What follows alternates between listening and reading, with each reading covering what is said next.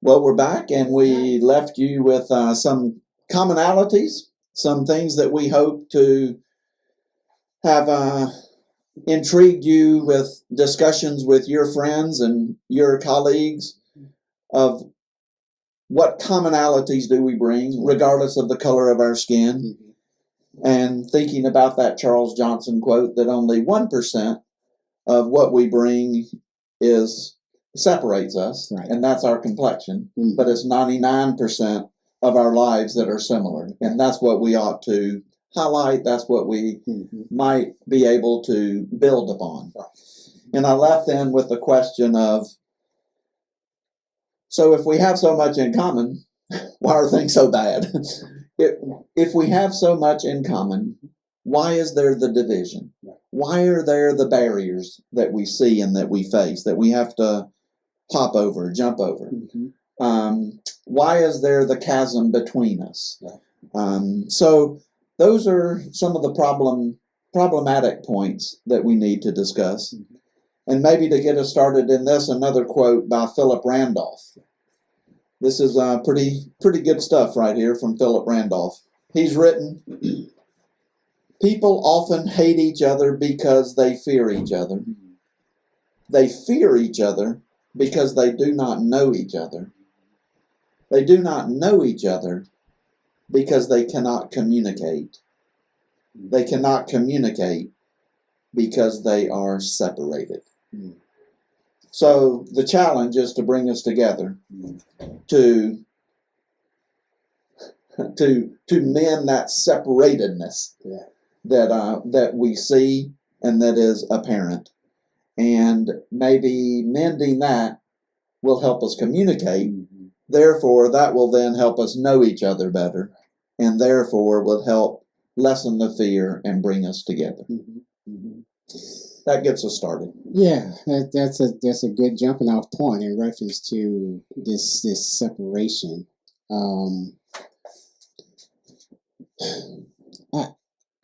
We were talking about that Sunday morning, that 11 o'clock hour as being the most separated time, most segregated time of day in America. That's right. White folks go to their church, black folks go to their church, and it's probably just as current today as it was 50, 100 years ago. Well, I think if we look at the church that is sponsoring us to be here in Charlottesville, Virginia, Trinity Episcopalian Church, they intentionally wanted to have an integrated congregation. And they intentionally went out to try to create that, which is wonderful. I have been able to meet so many men and women that are not of my complexion, that are wonderful, wonderful people, just absolutely nice people. So my own orientation as a man of color in America has been shifted a lot. Talk about relationships. See, and like Phillip Randolph said, if we don't develop relationships, we won't realize that we have a lot in common. We all have a lot in common.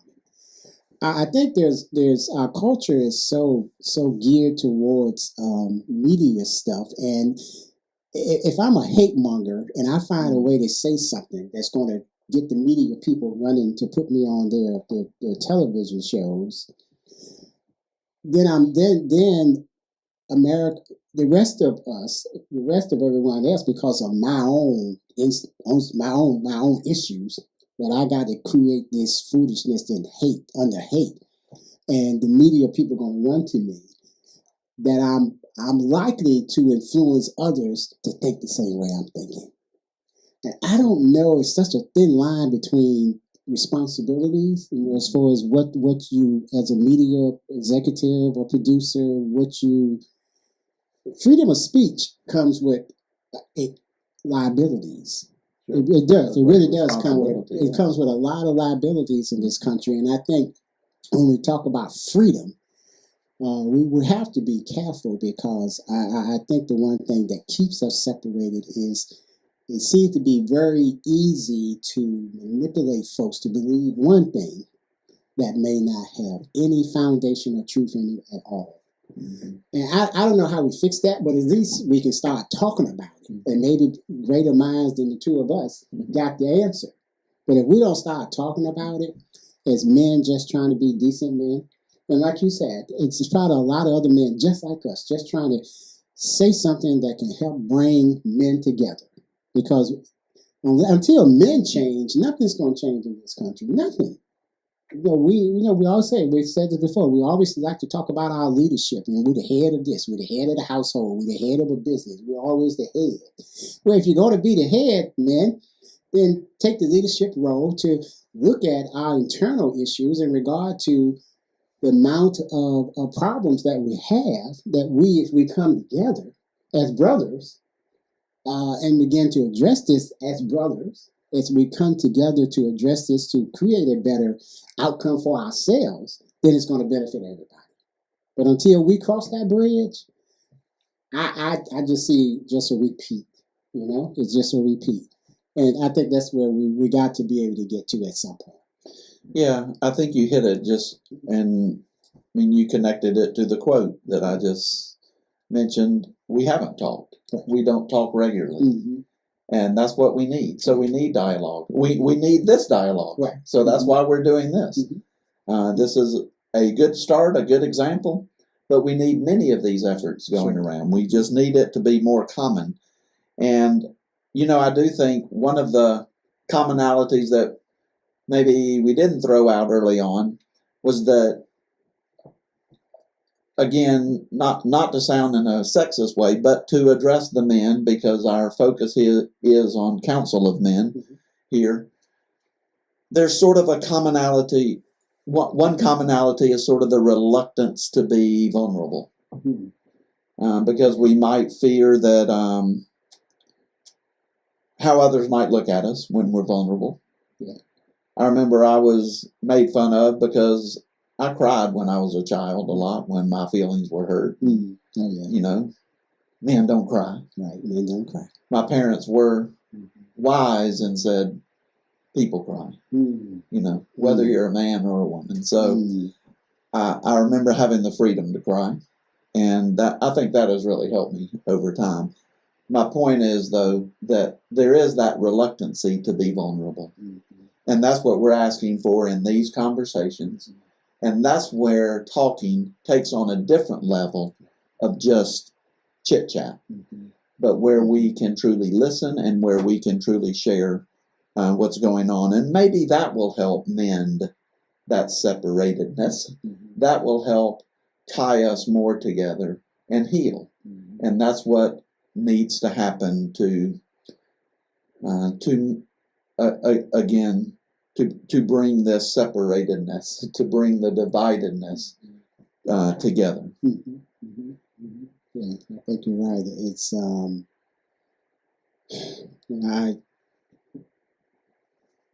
there's a Jackson Katz, Katz.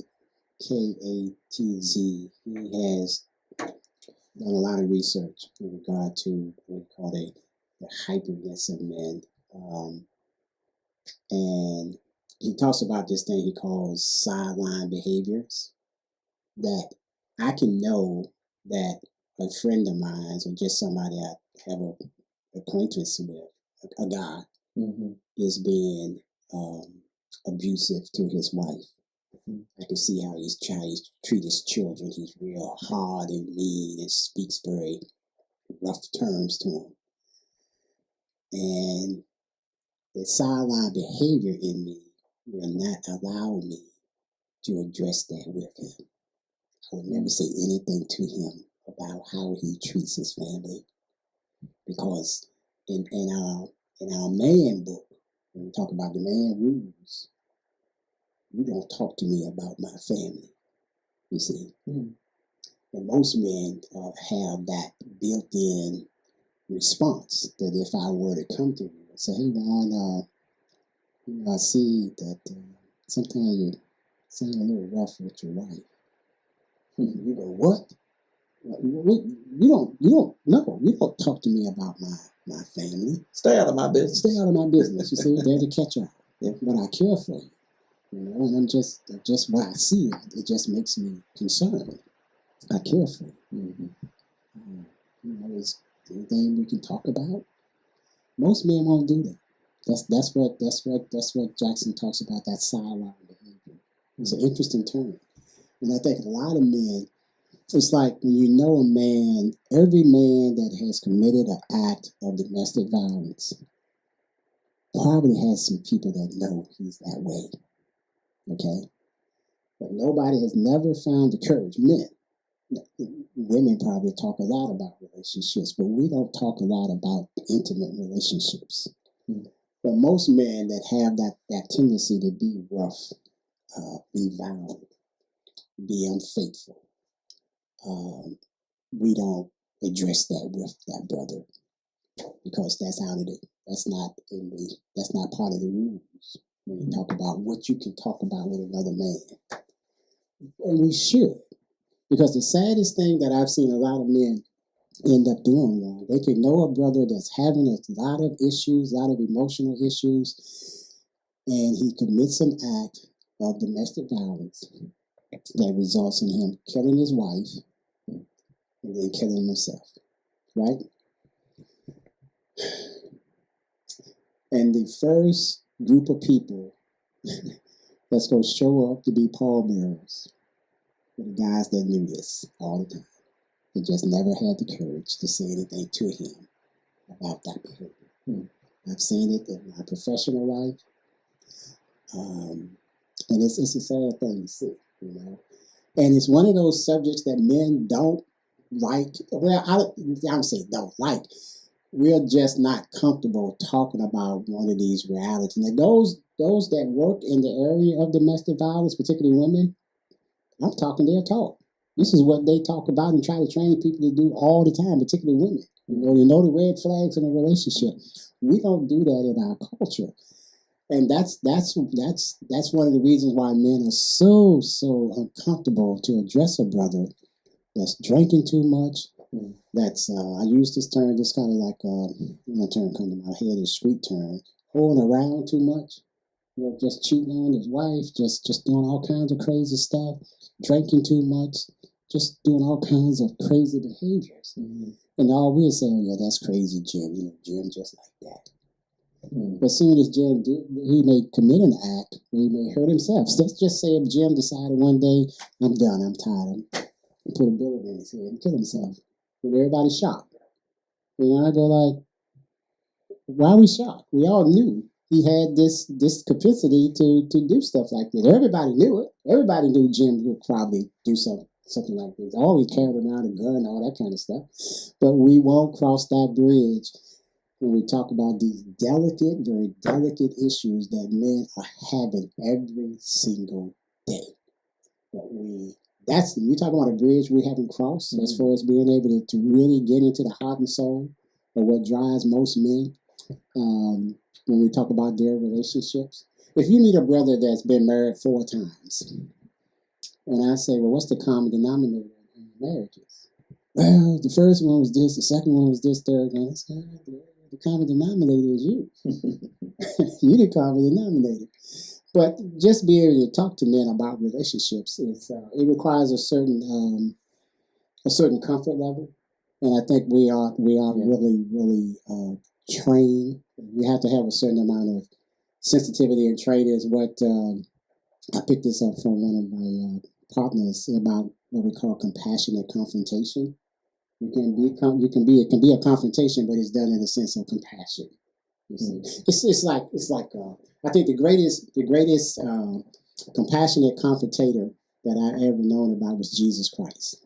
Jesus was always confronting people, right? Yeah. He had no problems confronting people. When you read about his life story, this guy was always he would mingle with any and everybody. He had no preference. He didn't care. He just mingled with any and everybody.